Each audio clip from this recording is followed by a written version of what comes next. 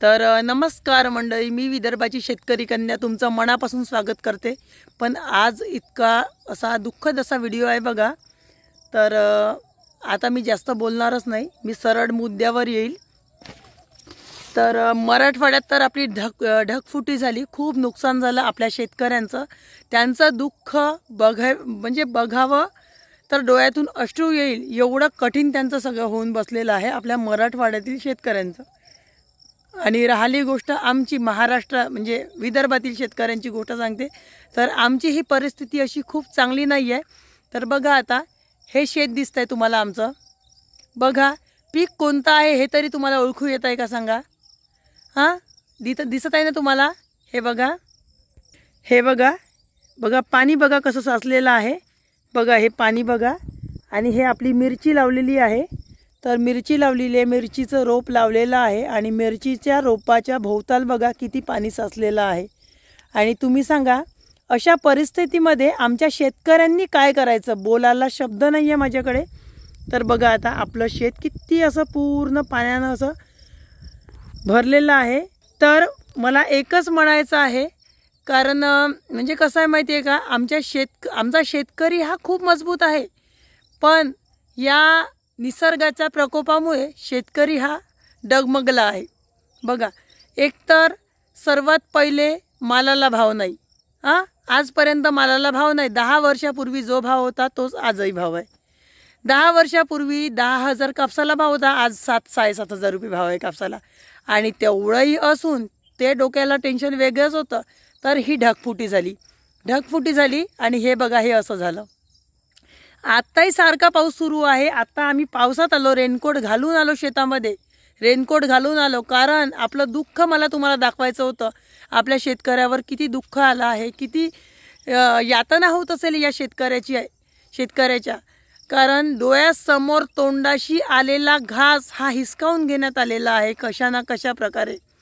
1 महिन्यापूर्वी आपलं सोयाबीन किती चांगलं होतं सांगा बरं। हे बघा सोयाबीन बघा, आता हे मी तुम्हाला सोयाबीन दाखवते। हे बघा, हे सोयाबीन बघा, तुम्हाला का दिसत आहे? शेंगा नाही आहे, झाडाला शेंगा नाही आहे, या एक शेंगा लागलेलं नाही आहे। या पावसामुळे खूप असं नुकसान माझ्या या शेतकऱ्याचं झालं आहे। एवढं शेतकऱ्याचं नुकसान होऊन सुद्धा अजूनही डोळे उघडलेले नाही आहे आपल्या या सरकारचे। बघा, मी परवा बातम्यामध्ये बघितलं, आपले देवेंद्र फडणवीस साहेब काय म्हणाले माहिती आहे का? आता वेळ आली आहे शेतकऱ्यांचे अश्रू पुसायची। तर बघा, आवाज आला तुम्हाला? बघा, आत्ताही आवाज आला ना तुम्हाला? बघा, ढग असे धावत आहे बघा, आत्ताही पाणी यायची शक्यता आहे, काळा आभाळ होत आहे। तर बघा, आपले देवेंद्र फडणवीस साहेब काय म्हणाले? आता वेळ आहे आपल्या शेतकऱ्यांचे अश्रू पुसायचे। पण कर्जमाफीचा मुद्दा कुठेही घेतलेला नाहीये। फक्त कर्जमाफीबद्दल काय म्हणाले माहिती आहे का? आधी अश्रू पुसायचे, आपल्याला शेतकऱ्यांना पहिले मदत करायची आहे, नंतर मग काय निर्णय तो घ्यायचा आहे। म्हणजे आजही निर्णय घ्यायचा विचारच करत आहे ते। एवढं डोळ्यासमोर शेतकऱ्यांचा सत्यानाश होऊन सुद्धा आजही आपल्या सरकारचे डोळे हे आजही उघडलेले नाहीये। बघा कसं आहे हे सरकार। म्हणून सांगते ना, मराठवाड्यातल्या भावा बहिणींनो, सगळ्यांना सांगते, ऑल महाराष्ट्रातल्या माझ्या भावा बहिणींनो, शेतकरी बांधवांनो, सगळ्यांना सांगते, समोरच्या वोटिंगमध्ये, इलेक्शनमध्ये वोट करताना विचार करून वोट करा। जर आता या वर्षी जर आम्हाला कर्जमाफी भेटली नाही आणि शेतकऱ्याला हे काय म्हणते याचे पैसे मिळाले नाही, जसं पूरग्रस्त झाले, त्याच्यानंतर हे आपलं ओला दुष्काळ झाला, तो जर योग्य रीतीने मिळाला नाही, तर हे दिवस आठवण ठेवायचे मंडळी। हा व्हिडिओसुद्धा जास्तीत जास्त शेअर करा, म्हणजे हा व्हिडिओ आपल्या मुख्यमंत्री साहेबांपर्यंत पोहोचला पाहिजे। या व्हिडिओनी समोर काय होईल ते मला माहीत नाही, पण मी बोलणार म्हणजे बोलणार, कारण प्रश्न माझ्या शेतकऱ्याचा आहे। कारण खूप काही जणांचे मी व्हिडिओ बघितले, तर त्यांचं कसं माहिती आहे का, त्यांच्या डोळ्यातून पाणी हे थांबायचं नाव घेत नाही आहे, रक्ताचे अश्रू रडत आहे आजही। परवा आमचा एक शेतकरी मरण पावला, कुठला, मराठवाड्यातला. का बरं? तर 21 लाखाचं कर्ज, 21 का 25 लाखाचं कर्ज आहे आणि वारंवार कर्जदारांचे फोन येत आहे.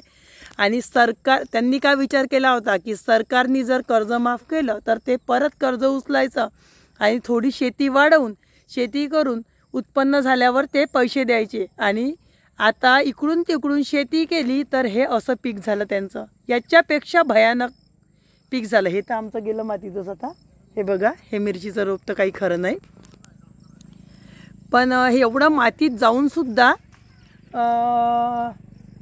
आमचं सोयाबीन आहे, हे बघा, हे सोयाबीन आहे, आता पूर्ण गेलं तसं आहे, पापडीत जाऊन आहे. आणि त्यांचं तर गुडघे पाणी आहे, गुडघ्यापर्यंत त्यांच्या शेतात असं पाणी आहे. तर तशा परिस्थितीमध्ये त्या शेतकऱ्यावर एवढं टेन्शन आलं की थेट शेतात जाऊन झाडाला गळफास घेतला आणि आत्महत्या केली. बघा, अजून काय राहिलं आहे बाकी? एवढं होऊनसुद्धा तुम्ही अजूनही कर्जमाफी केली नाही आहे. ओला दुष्काळही अजूनही मिळालेला नाही आहे. तोपर्यंत काय खायचं? पूरग्रस्तांनी तोपर्यंत काय खायचं? आमच्या मराठवाड्यातल्या बांधवांनी तोपर्यंत कुठे राहायचं, काय खायचं? तो मोठा प्रश्न उद्भवला या ठिकाणी. आणि या व्हिडिओच्या माध्यमातून एवढंच सांगते की तुम्ही शेतकऱ्याकडे लक्ष द्या. शासनाने, आपल्या मुख्यमंत्र्याने शेतकऱ्याकडे आता लक्ष द्यायची वेळ आलेली आहे. आणि आता जर त्यांनी लक्ष दिलं नाही तर समोर खूप कठीण असं होऊन बसणार आहे.